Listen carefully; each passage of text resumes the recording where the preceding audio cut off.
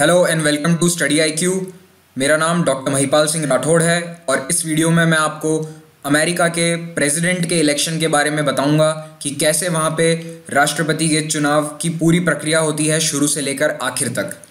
ये इस वक्त काफ़ी ट्रेंडिंग टॉपिक है क्योंकि 2016 में राष्ट्रपति का चुनाव वहाँ पर होना है। तो सबसे पहले हम ये जानेंगे कि इस प्रेसिडेंट के बारे में हम इतना पढ़ते क्यों हैं। तो देखिए, president of the United states, इसे कई बार पोटस भी कहते हैं। जितनी भी सिक्योरिटी एजेंसीज हैं जो राष्ट्रपति की सुरक्षा करती हैं वो प्रेसिडेंट को पोटस कहती हैं शॉर्ट फॉर्म में। तो इसके बारे में हम इसीलिए पढ़ते हैं क्योंकि ये दुनिया की सबसे शक्तिशाली और दुनिया के सबसे विकसित डेमोक्रेसीज में से एक है और इसका जो हेड ऑफ स्टेट होता है, इलेक्टेड हेड ऑफ स्टेट और हेड ऑफ गवर्नमेंट, वो होता है प्रेसिडेंट। सरकार की जो एग्जीक्यूटिव ब्रांच होती है उसको लीड करने वाला भी प्रेसिडेंट होता है। भारत में ये प्राइम मिनिस्टर का काम है, लेकिन अमेरिका में ये राष्ट्रपति का काम है। भारत में हेड ऑफ स्टेट प्रेसिडेंट होता है और इलेक्टेड हेड ऑफ गवर्नमेंट होता है PM। तो वहाँ पे PM और प्रेसिडेंट दोनों एक ही साथ, आप कह सकते हैं कि कंबाइंड ड्यूटीज़ एक तरह से प्रेसिडेंट की होती है और वो commander in chief of the armed forces भी होता है। तो सारी थल सेना, नौसेना और वायुसेना का कमांडर भी अमेरिका का राष्ट्रपति है। हमारे यहाँ पे कमांडर इन चीफ होता है हमारा प्रेसिडेंट, राष्ट्रपति। हमारा prime minister commander in chief नहीं है। ये फैक्ट बहुत ही ज़्यादा इंपॉर्टेंट है। अमेरिका में एक राष्ट्रपति 4 साल के लिए चुना जाता है। एक टर्म 4 साल का होता है और उसे सिर्फ 2 टर्म्स के लिए चुना जा सकता है। 2 के बाद तीसरा टर्म किसी भी राष्ट्रपति को नहीं चुना जा सकता। पहले ऐसा नहीं था। ये 1951 में एक कॉन्स्टिट्यूशनल अमेंडमेंट किया गया वहाँ के संविधान में। उसके बाद ये रूल आया कि सिर्फ 2 टर्म हो सकते हैं।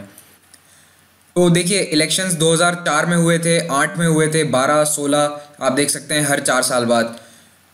US में इनडायरेक्ट इलेक्शन होते हैं प्रेसिडेंट के। ये बहुत ही इंपॉर्टेंट है।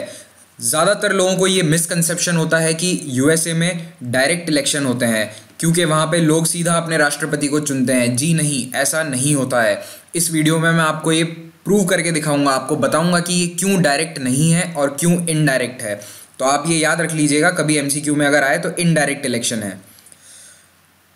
इस वक्त जो राष्ट्रपति हैं वो है बराक ओबामा और वो 44th प्रेसिडेंट हैं यूनाइटेड स्टेट्स के, और जो अगला राष्ट्रपति होगा वो 45वां होगा। क्वालिफिकेशंस हम देखेंगे। 35 साल की उम्र होनी चाहिए।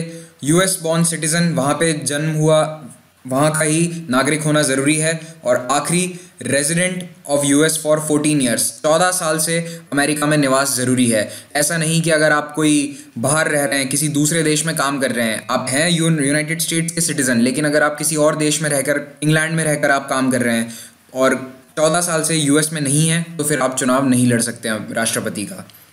आप कह सकते हैं एक तरह से जैसे भारत में NRI होते हैं, तो वहाँ पे NRI की तरह जो लोग हैं उन्हें चुनाव लड़ने की अनुमति नहीं है।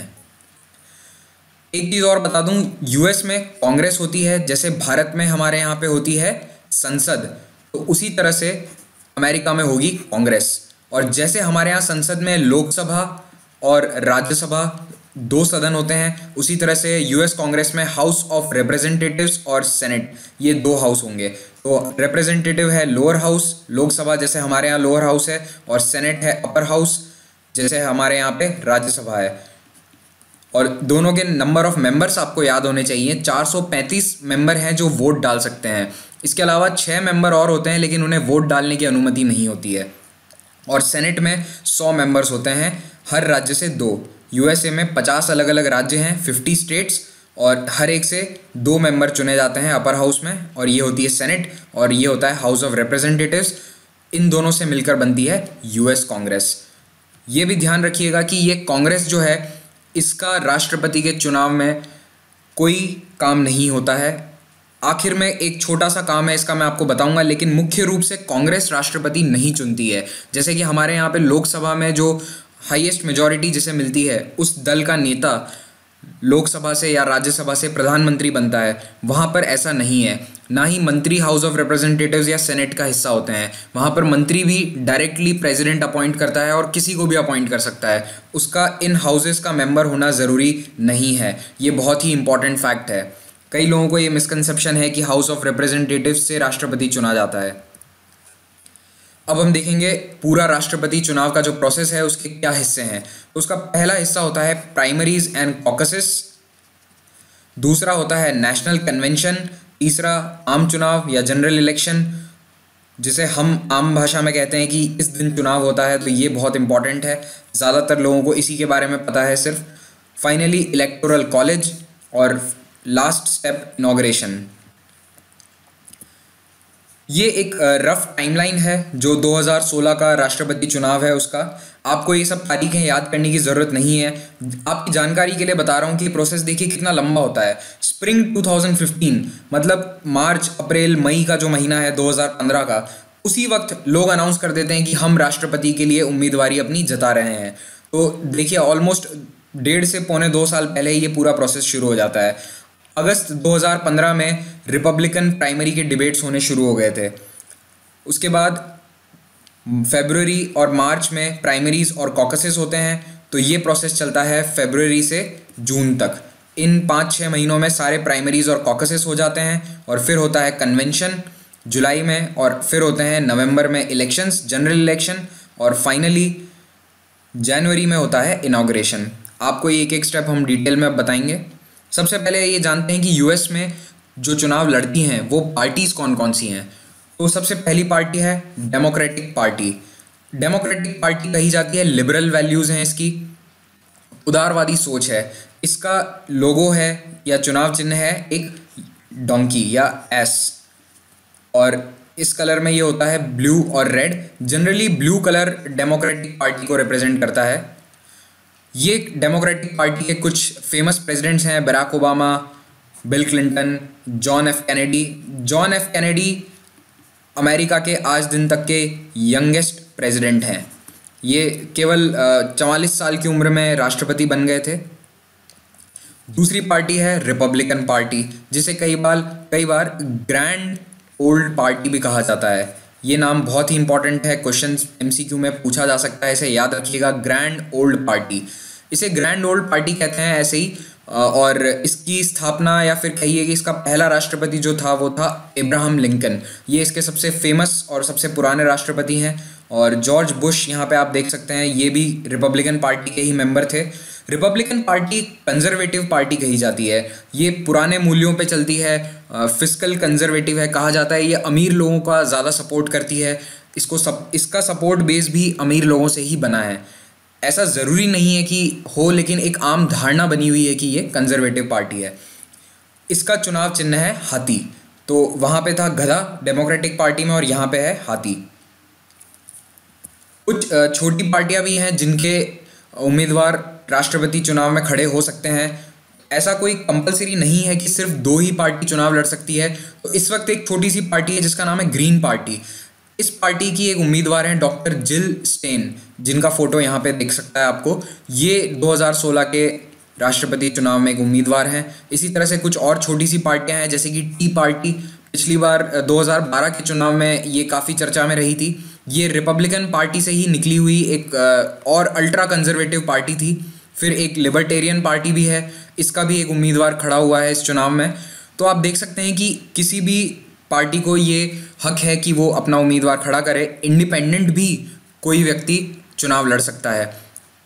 लेकिन देखा ये गया है कि पिछले 250 सालों में यूएस की हिस्ट्री में मेनली 2 ही पार्टियों का दबदबा रहा है, खास करके पिछले 150 सालों में। पहले दूसरी पार्टियां इतनी इम्पॉर्टेंट थी, लेकिन अब पिछले 150 सालों में अब्राहम लिंकन के बाद से दूसरी पार्टियों का नामो निशान लगभग मिट ही गया है। तो आपको ये टी पार्टी याद रखनी है। इस पे कभी क्वेश्चन आ सकता है कि ये टी पार्टी कौन से देश में है। और आपकी जानकारी के लिए बता दूं कि ये जो बॉस्टन टी पार्टी की जो घटना हुई थी अमेरिकन रेवोल्यूशन में, उसी से इंस्पायर्ड इसका नाम है। और ग्रीन पार्टी की डॉक्टर जिल स्टेन, ये भी नाम आप याद रखिए। अब हम आएंगे चुनाव के पहले स्टेप पे, प्राइमरीज एंड कॉकस। तो देखिए, ये प्राइमरी और कॉकस इसीलिए होते हैं ताकि हर पार्टी में जो अलग अलग उम्मीदवार हैं, लगभग 8 से 10 लोग हर पार्टी में अपनी उम्मीदवारी जताते हैं कि हम रिपब्लिकन या डेमोक्रेटिक पार्टी के राष्ट्रपति के उम्मीदवार बनना चाहते हैं। तो उन 10 में से एक का चुनाव इन प्राइमरीज के थ्रू होता है। और इस पूरी प्रक्रिया में पार्टी मेंबर्स का सहयोग चाहिए और उनका सपोर्ट जीता जाता है मेंबर्स द्वारा, नॉमिनीज द्वारा। तो इस प्रक्रिया में एक चीज़ बहुत इंपॉर्टेंट है, डेलीगेट्स। हर स्टेट में 50 स्टेट्स हैं, हर स्टेट में ये प्राइमरी या कॉकस दोनों में से कोई एक मेथड अपनाया जाता है। ये दो अलग अलग मेथड्स हैं, आपको मैं बताऊंगा आगे कि ये कैसे होते हैं। इनके थ्रू डेलीगेट्स का चुनाव होता है। ये डेलीगेट्स आप समझ सकते हैं कि लोकल रिप्रेजेंटेटिव्स हैं या लोकल लीडर्स हैं जिन्हें आम वोटर्स चुनते हैं, और यही डेलीगेट्स आगे जाकर अपना वोट डालेंगे इन नॉमिनीज़ के लिए। तो हर स्टेट से अलग अलग डेलीगेट्स चुने जाते हैं, कई सारे 100 की संख्या में होते हैं, कहीं पे 100, 150, 200 इतने सारे हो सकते हैं, कहीं कहीं पे 50 भी होते हैं, पॉपुलेशन के अनुसार है, हर स्टेट में अलग अलग। तो देखिए, प्राइमरी होता है वो इलेक्शन जिसमें या तो उस पार्टी के मेंबर्स या फिर आम वोटर्स को ये हक होता है कि वो जाकर अपने डेलीगेट्स के लिए वोट डालें एक सीक्रेट बैलेट में। आपको एग्जांपल के लिए बताता हूँ मैं, एक स्टेट ले लेते हैं हम, कैलिफोर्निया। तो कैलिफोर्निया में अगर प्राइमरी होगा तो कैलिफोर्निया में डेमोक्रेटिक पार्टी के जितने भी रजिस्टर्ड मेंबर्स हैं वो सभी अपने अपने एरिया में जाकर एक डेलीगेट का चुनाव करेंगे। इस तरह से पूरे कैलिफोर्निया से 50 डेलीगेट चुने जाएंगे, और ये डेलीगेट्स कौन चुनेगा? डेमोक्रेटिक पार्टी के मेंबर्स। और यही डेलीगेट आगे जाकर नॉमिनी चुनेंगे उस पार्टी का, डेमोक्रेटिक पार्टी का। तो अब इस सिस्टम में बहुत सारे वेरिएशंस हैं। कैलिफोर्निया में हो सकता है कि प्राइमरी होता हो, लेकिन आयोवा का जो स्टेट है वहाँ होता है कॉकस। तो अब आपको मैं बताऊंगा ये कॉकस क्या होता है। कॉकस एक इनफॉर्मल मीटिंग होती है जो कि खुले में होती है, सबके सामने होती है। इसमें किसी तरह की सीक्रेसी नहीं अपनाई जाती है, और इसमें भी उसी पार्टी के मेंबर्स या फिर आम वोटर्स किसी को भी अलाउ किया जा सकता है। ये पार्टी की मर्जी है, और ये सभी मिलकर डेलीगेट सिलेक्ट करते हैं। आप इस फोटो में देखेंगे कि कैसे इन लोगों ने अपने हाथ खड़े कर रखे हैं।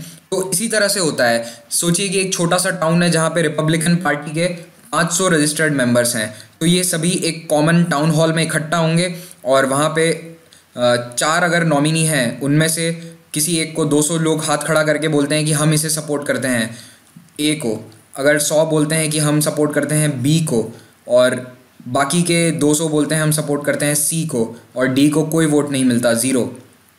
तो फिर यहाँ पे ए और सी के बीच में टाई हो गया। तो अब जितने भी दूसरे मेंबर्स हैं बी के, ये रेस से बाहर हो चुके हैं। अब इन 100 मेंबर्स को ये चूज़ करना है कि वो ए में जाएंगे या फिर सी को सपोर्ट करेंगे। अब अगर इन 100 में से 60 यहाँ पे चले जाते हैं और 40 यहाँ चले जाते हैं तो ए चुनाव जीत जाएगा, ए कॉकस जीत जाएगा।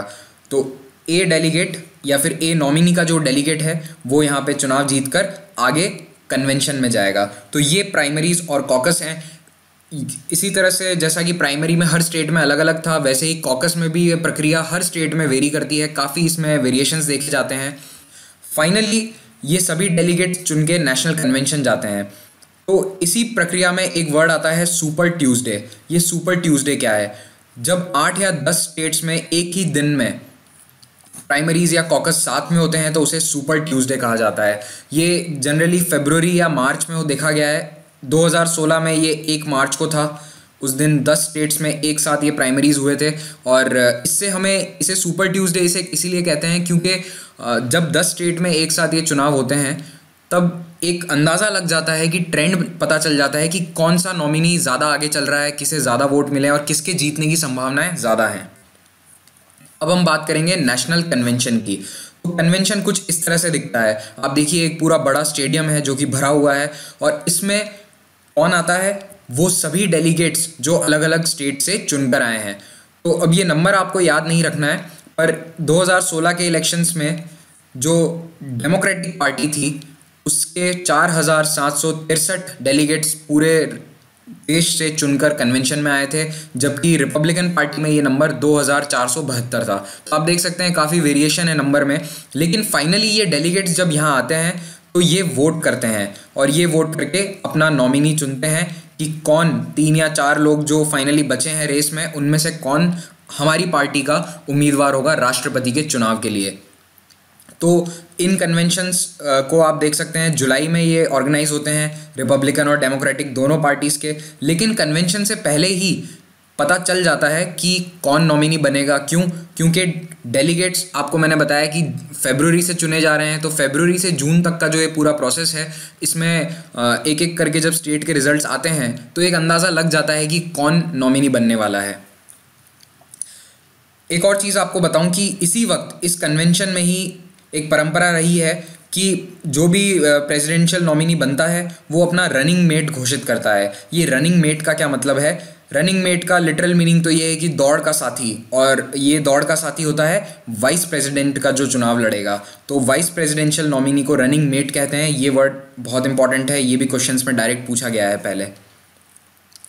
तो अब आप देखेंगे जुलाई तक ये तय हो गया है कि रिपब्लिकन पार्टी से कौन चुनाव लड़ रहा है और डेमोक्रेटिक पार्टी से कौन चुनाव लड़ रहा है। अगर कोई सिटिंग प्रेसिडेंट है, जैसे कि 2012 का केस अगर हम लें, 12 में बराक ओबामा ऑलरेडी प्रेसिडेंट थे 4 साल से, तो डेमोक्रेटिक पार्टी ने इस कन्वेंशन में ये सीधा सीधा तय कर दिया कि बराक ओबामा ही हमारे उम्मीदवार होंगे। उन्होंने ये प्राइमरी का प्रोसेस करवाया ही नहीं। क्यों? क्योंकि ऑलरेडी जो सिटिंग प्रेसिडेंट है, पार्टी को उन पर पूरा भरोसा था। लेकिन ये प्राइमरीज करवाए जा सकते थे। अगर पार्टी को अपने प्रेसिडेंट पे भरोसा नहीं है, वो अपना उम्मीदवार बदलना चाहती है, तो उसे ये पूरा हक है कि वो नया प्रेसिडेंट का, नए नॉमिनी का चुनाव करे। 2016 में जो मुख्य कैंडिडेट्स हैं दोनों तरफ से, उनके नाम ये हैं। डोनाल्ड ट्रंप रिपब्लिकन है ये, और इनके रनिंग मेट और वाइस प्रेसिडेंशियल रेस के जो नॉमिनी है वो है माइक पेंस। ये नाम बहुत इंपॉर्टेंट है। डोनाल्ड ट्रंप को क्वेश्चंस में पूछे जाने की संभावना कम ही है, लेकिन ये वाइस प्रेसिडेंशियल नॉमिनी जो दोनों हैं, माइक पेंस और यहाँ पे डेमोक्रेट के टिम केन, इनके नाम बहुत इंपॉर्टेंट हो जाते हैं। आप लोग इन्हें याद रखिएगा, टिम केन और माइक पेंस। और हिलरी क्लिंटन भी डेमोक्रेटिक प्रेसिडेंशियल नॉमिनी बन चुकी हैं। लेकिन इनके नॉमिनेशन से पहले कुछ फेमस लोग जो इस रेस से बाहर हो गए, इस कन्वेंशन, प्राइमरी, कॉकसेस, इस पूरी प्रक्रिया में ये भी शामिल थे, और इनसे भी कभी कभी क्वेश्चंस पूछ लिए जा सकते हैं। तो जॉन केसिच ये थे रिपब्लिकन पार्टी की तरफ से। टेड क्रूज ये भी रिपब्लिकन पार्टी के नॉमिनी थे एक। और जेब बुश जो कि पूर्व राष्ट्रपति जॉर्ज बुश के भाई हैं, इन्होंने भी मार्च में अपने आप को इस रेस से बाहर निकाल लिया था। इन्होंने खुद ही बोल दिया था कि अब मैं चुनाव प्रक्रिया में नहीं शामिल हूँ, ये रेस में पीछे हट गए थे।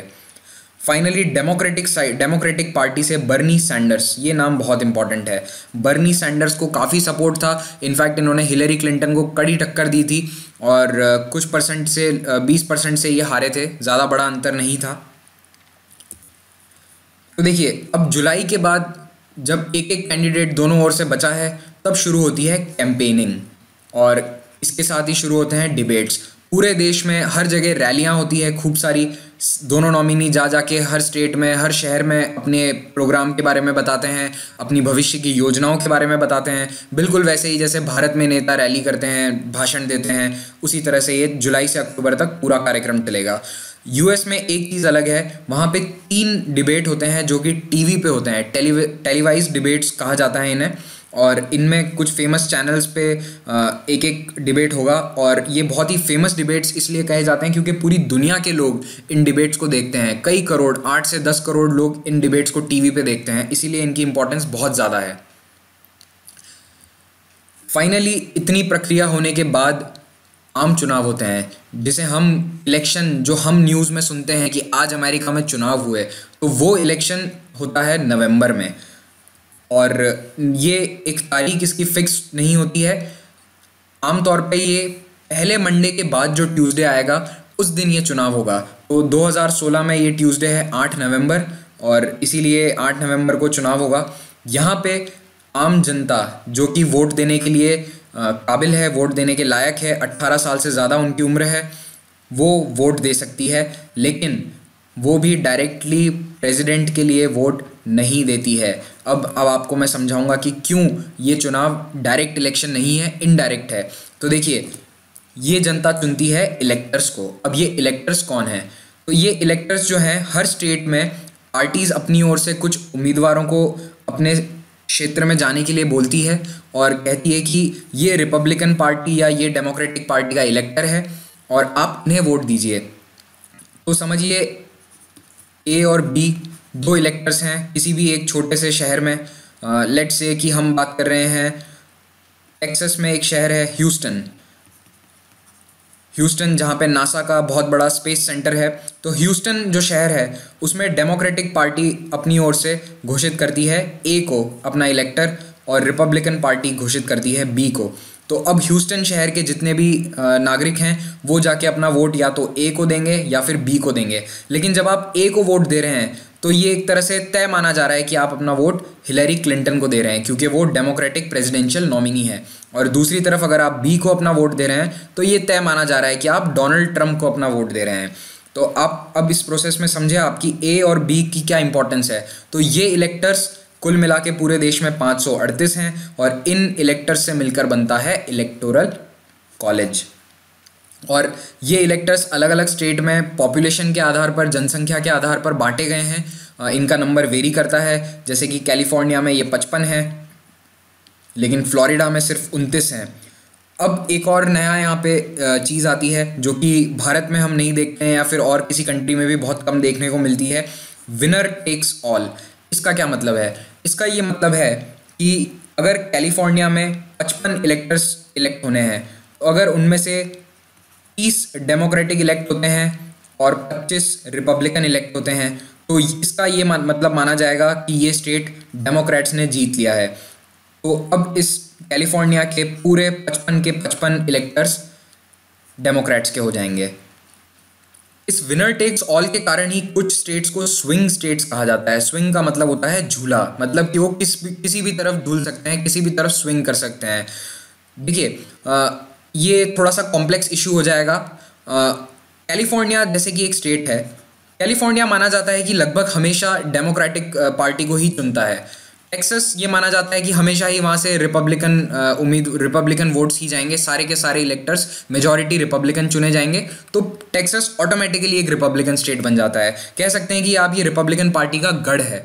लेकिन कुछ स्टेट हैं जहाँ पे टक्कर कांटे की होती है, जैसे कि फ्लोरिडा।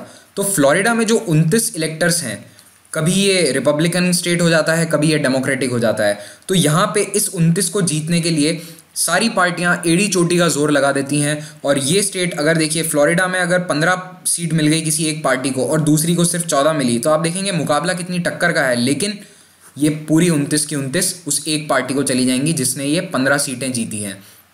तो इसीलिए इन्हें कहते हैं स्विंग स्टेट्स। और इन स्विंग स्टेट्स में उम्मीदवार बहुत अपना प्रचार प्रसार अच्छे से करते हैं, ज़्यादा ये लोग रैलीज अटेंड वहीं पे करते हैं। इस इलेक्टोरल कॉलेज को चुना जाता है 8 नवंबर को और लगभग उसी दिन पता चल जाता है, रिजल्ट आ जाता है कि कौन जीतेगा। या तो जिसके भी इलेक्टर्स ज़्यादा चुने गए हैं, जिस भी पार्टी के, उस पार्टी का उम्मीदवार बाय डिफ़ॉल्ट ऑटोमेटिकली उसी दिन चुनाव जीत जाता है। लेकिन इसकी ऑफिशियल घोषणा उस दिन नहीं होती है। अब आप ये देखिए, ये एक मैप है जो कि आप कई बार न्यूज़ में देखेंगे। रेड का मतलब है republican, R for republican, R for red, और ब्लू है डेमोक्रेट्स। तो ये 2012 का जो चुनाव हुआ था उसके बाद की स्थिति है। अब इनमें जितने नंबर्स आप देख सकते हैं, ये 55 कैलिफोर्निया में इलेक्टर्स का नंबर है और टेक्सास में 38 है, फ्लोरिडा में जैसा कि मैंने आपको बताया 29 है। तो अब आप देखेंगे कि कुछ स्टेट्स में ये बहुत ज़्यादा है। क्यों? क्योंकि यहाँ पे आबादी ज़्यादा है। मोंटाना देखिए बहुत बड़ा स्टेट है एरिया वाइज, लेकिन यहाँ पे सिर्फ 3 इलेक्टर्स चुने जाते हैं। अब इस पूरे मैप में अगर आप देखें तो लाल रंग के स्टेट नंबर में ज़्यादा हैं। तो इसका मतलब ये हुआ कि 2012 में रिपब्लिकन पार्टी को ये चुनाव जीतना चाहिए था, लेकिन ऐसा नहीं हुआ। क्यों? क्योंकि जो ब्लू स्टेट्स हैं, हालांकि वो नंबर में तो कम है, लेकिन इनमें इलेक्टर्स बहुत ज़्यादा हैं। जैसे आप देखिए यहाँ 55 हैं, यहाँ पे 20 हैं पेंसिल्वेनिया में, ओहायो में 18, इलिनॉय में 20। तो डेमोक्रेटिक पार्टी के जो टोटल इलेक्टर्स थे वो ज़्यादा थे। इसीलिए डेमोक्रेटिक पार्टी का जो उम्मीदवार था 2012 में वो बराक ओबामा था और बराक ओबामा फिर से चुनाव जीत गए। तो ये मैप आप इसीलिए इम्पॉर्टेंट है। और ये रेड और ब्लू मैप भी इसे कई बार कहा जाता है। ये चुनाव के बाद एक तरह से विश्लेषण करता है और कई सारे लोग ये अमेरिकन सिस्टम की एक खामी मानते हैं कि ज़्यादा स्टेट्स होने के बावजूद कोई दूसरा प्रेसिडेंशियल नॉमिनी चुनाव जीत जाता है। तो इसका देखिए, कोई भी दुनिया में प्रक्रिया 100% सही नहीं है, ना भारत की, ना यूएसए की, ना इंग्लैंड की। हर जगह कुछ ना कुछ खामियां ज़रूर हैं, लेकिन फिर भी ये सिस्टम यूएस में पिछले 200 सालों से चल रहा है। अब जो इलेक्टोरल कॉलेज चुनकर आया है 538 लोगों का, वो दिसंबर में वोटिंग करेगा।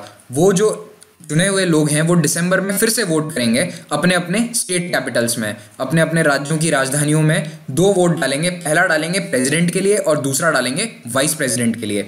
और इनके वोट्स की काउंटिंग होगी जनवरी में। और जनवरी में काउंटिंग कहाँ पे होगी? वॉशिंगटन डीसी में, कांग्रेस में। तो कांग्रेस वोटों की काउंटिंग करता है, कोई भी दूसरा स्टेट काउंटिंग नहीं करेगा। ये वोट यहाँ से भेज दिए जाएंगे कांग्रेस, और जनवरी में कांग्रेस इनकी काउंटिंग करेगा। और जिसको 270 से ज़्यादा, आप देख सकते हैं सिंपल मेजॉरिटी है ये, 538 में से 270 जिसको मिल गया वो सिंपल मेजॉरिटी से चुनाव जीत जाएगा। और कांग्रेस घोषणा करेगी, ऑफिशियल डिक्लेरेशन, कि ये चुनाव जीता है, इस पार्टी का उम्मीदवार चुनाव जीता है। तो अब देखिए कितनी लंबी प्रक्रिया थी। और इस पूरी प्रक्रिया के बाद में 20 जनवरी की डेट फिक्स होती है हर बार इनॉग्रेशन के लिए। इनॉग्रेशन का मतलब शपथ ग्रहण समारोह होता है, और उसी दिन राष्ट्रपति और उपराष्ट्रपति अपना पद ग्रहण करते हैं, पदभार संभालते हैं। पुराना राष्ट्रपति इस्तीफा दे देता है और नया टर्म शुरू हो जाता है। तो ये था पूरा राष्ट्रपति चुनाव का प्रोसेस। तो इस पूरे प्रोसेस के खत्म होने के बाद आपके दिमाग में ये सवाल ज़रूर आएगा कि ये इतना लंबा क्यों है प्रोसेस, और इसमें इतना टाइम क्यों लग रहा है। देखिए वोटिंग नवंबर में वोटिंग, दिसंबर में फिर से इलेक्टोरल कॉलेज के वोट, जनवरी में इनॉग्रेशन। तो ऐसा इसलिए है कि जब अमेरिका आज़ाद हुआ था, अमेरिकन रेवोल्यूशन के बाद एक देश बना था, तो ये 18वीं सदी थी। उस वक्त मोड ऑफ ट्रांसपोर्ट इतना नहीं था। लोग घोड़ों से जाते थे वोट डालने के लिए, 1 या 2 दिन का सफ़र करके वो बैलेट बॉक्स तक पहुंचते थे। फिर वो बैलेट 2 या 3 दिन का सफ़र करके स्टेट कैपिटल पहुंचते थे। वहाँ पे वो इलेक्टोरल कॉलेज जो है दिसंबर में वोट करता था। फिर वहाँ से सारे जो चुने हुए बैलेट्स हैं वो वॉशिंगटन डीसी पहुंचते थे, और ये होते होते जनवरी आ जाती थी। इसीलिए ये प्रोसेस इतना लंबा है, क्योंकि पुराने ज़माने से ये चला आ रहा है। इसमें संशोधन किया जा सकता है, लेकिन अभी तक ऐसा किया नहीं गया है। तो ये था अमेरिकन प्रेसिडेंट का इलेक्शन। आपको ये वीडियो कैसा लगा प्लीज़ फीडबैक में बताइए। और अगर आपको कोई और करंट टॉपिक्स पे, करंट इश्यूज़ पे कोई वीडियोस चाहिए तो आप कमेंट्स में लिख सकते हैं कि आपको किन टॉपिक्स पे वीडियो चाहिए। Thank you very much.